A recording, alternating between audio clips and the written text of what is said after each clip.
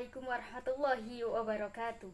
Semoga kita semua selalu dalam lindungan Allah Subhanahu wa taala.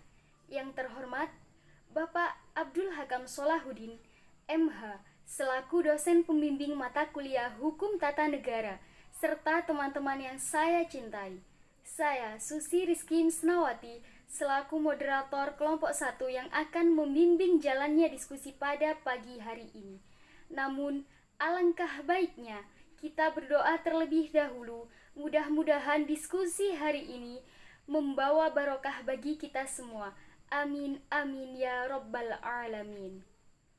Al-Fatihah.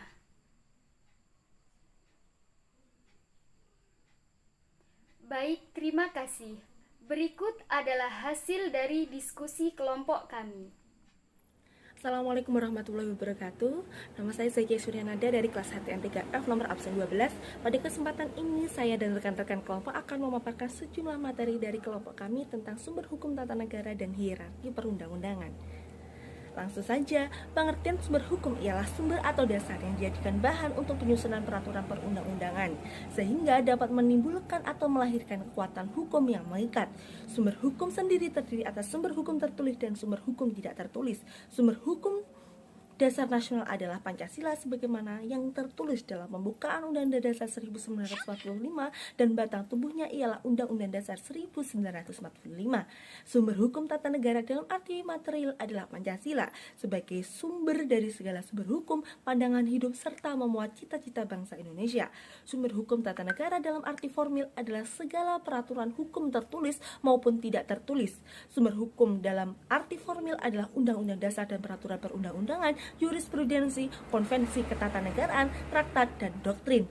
Undang-Undang Nomor 12 Tahun 2011 Pasal 7 Ayat 1 yang mengatur tentang pembentukan peraturan perundang-undangan serta diatur jenis dan hierarki peraturan perundang-undangan yang ada di Indonesia. Antara lain yang pertama adalah Undang-Undang Dasar 1945, ketetapan MPR, undang-undang atau peraturan pemerintah pengganti undang-undang, peraturan pemerintah, peraturan presiden, peraturan daerah provinsi, peraturan daerah kabupaten atau kota.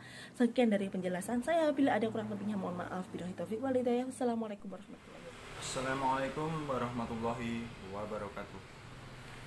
Perkenalkan, nama saya Muhammad Haikal. Saya di sini akan menerangkan tentang sumber hukum tata negara dan hierarki perundang-undangan. Tentang konvensi ketatanegaraan. Dalam penjelasan UUD 1945 sebelum amandemen tidak mengatur secara jelas tentang konvensi ketatanegaraan. Hanya tentang konvensi ketatanegaraan menyatakan di samping UUD berlaku juga hukum dasar yang tidak tertulis. Juga dengan konvensi kebiasaan ketatanegaraan atau hukum adat. Dalam konteks penjelasan UUD 1945, asli hukum dasar yang tidak tertulis adalah konvensi karena dalam akhir kalimat aturan dasar yang timbul dan terpelihara dalam praktek penyelenggaraan tentang meskipun tidak tertulis. Konvensi atau kebiasaan ketatanegaraan mempunyai kekuatan yang sama dengan undang-undang karena diterima dan dijalankan. Bahkan seringkali kebiasaan ketatanegaraan dapat menggeser peraturan hukum yang tertulis. Konvensi tidak mempunyai daya paksa secara hukum, sanksi hukum, upaya hukum, atau lembaga yang dapat secara langsung digunakan untuk mendorong atau memaksa penataan terhadap konvensi. Yang ketiga atau selanjutnya, Traktat Perjanjian Internasional. Traktat atau perjanjian adalah salah satu sumber hukum formil. Dalam kamus hukum internasional tidak dibedakan antara traktat dan perjanjian, bahkan traktat dan perjanjian sama artinya. Banyak istilah-istilah yang dipergunakan perjanjian internasional seperti karakter, konvenan, pact, statute, convention, acts, protokol, dan lain sebagainya. Istilah traktat dan perjanjian tidak dibedakan dalam UUD 1945. Dalam pasal 11 UUD 1945 disebut istilah perjanjian dengan negara lain dan perjanjian internasional. Atas perintah pasal 11 UUD 1945, lahir UU nomor 24 tahun 2000 tentang perjanjian internasional menurut ketentuan pasal 9 ayat 2. Nomor 24 tahun 2000. Pengesahan perjanjian internasional oleh pemerintah dilakukan dengan undang-undang atau dengan keputusan presiden. Pengesahan perjanjian internasional dilakukan dengan undang-undang sesuai dengan pasal 10 apabila berkenaan dengan 1. Masalah politik, perdamaian, pertahanan, dan keamanan negara. 2. Perubahan wilayah atau penetapan batas wilayah negara Republik Indonesia. 3. Kedaulatan atau hak berdaulat negara. 4. Hak asasi manusia dan lingkungan hidup. 5. Pembentukan kaidah hukum baru. 6.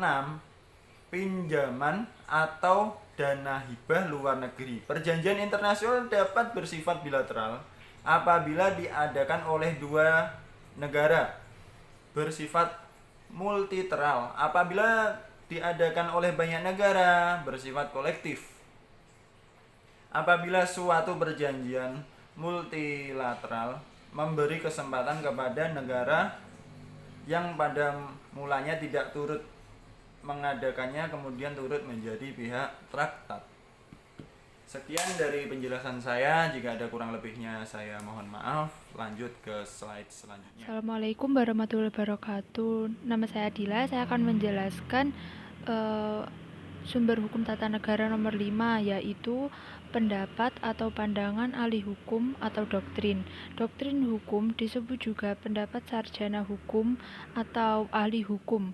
Doktrin adalah sebuah istilah yang digunakan dalam hukum Perancis sejak abad ke-19 yang berarti kumpulan pendapat tentang berbagai masalah hukum yang diekspresikan dalam buku dan artikel. Doktrin adalah pernyataan atau pendapat para ahli hukum. Dalam kenyataan, banyak para pendapat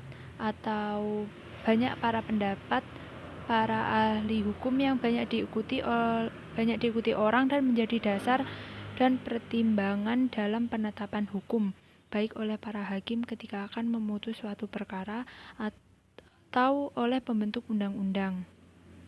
Lalu, kesimpulan dari makalah kelompok kami yaitu sumber hukum tata negara dalam arti formil adalah segala peraturan hukum tertulis maupun tidak tertulis, misalnya konvensi. Sumber hukum dalam arti formil adalah 1. Undang-undang dasar dan peraturan perundang-undangan, nomor 2 jurisprudensi, nomor 3 konvensi ketatanegaraan, nomor 4 traktat, nomor 5 doktrin. Menurut pasal 7 ayat 1 Undang-Undang nomor 12 tahun 2011 tentang pembentukan peraturan perundang-undangan diatur jenis dan hierarki peraturan perundang-undangan, yaitu Undang-Undang 1945, ketetapan Majelis Permusyawaratan Rakyat atau ketetapan MPR, UU atau peraturan pemerintah pengganti undang-undang, dan lalu peraturan pemerintah, peraturan presiden, peraturan daerah, dan peraturan daerah kabupaten atau kota. Sekian dari saya, kurang lebihnya mohon maaf. Wassalamualaikum warahmatullahi wabarakatuh. Terima kasih atas penjelasannya. Saya Susi Rizky Misrawati selaku moderator dari kelompok 1 izin mengundurkan diri. Sekian presentasi dari kelompok kami. Mudah-mudahan apa yang kami sampaikan dapat bermanfaat bagi kita semua. Amin amin ya rabbal alamin. Apabila ada kekurangan dalam penyampaian materi, saya dan teman-teman meminta maaf yang sebesar-besarnya. Selanjutnya, saya persilahkan untuk tanya jawab. Kita lanjutkan di grup WhatsApp. Saya akhiri, wassalamualaikum warahmatullahi wabarakatuh.